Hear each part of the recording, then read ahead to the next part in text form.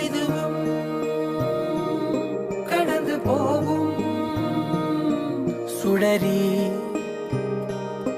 இருளில் ஏங்காதே, வெளிதான் கதவை மூடாதே. படாறு காலங்களும் மாறி மாறி வரும் இயற்கையின் விதி இதுவே. அழியாத காயங்களை ஆற்றும் மாயங்களை அனுபவம் கொடுத்திடுவே. மழை காற்றோடு போகும் வரை போனால் என்ன, அது ஏதோ ஓர் பூவின் துணையானால் என்ன.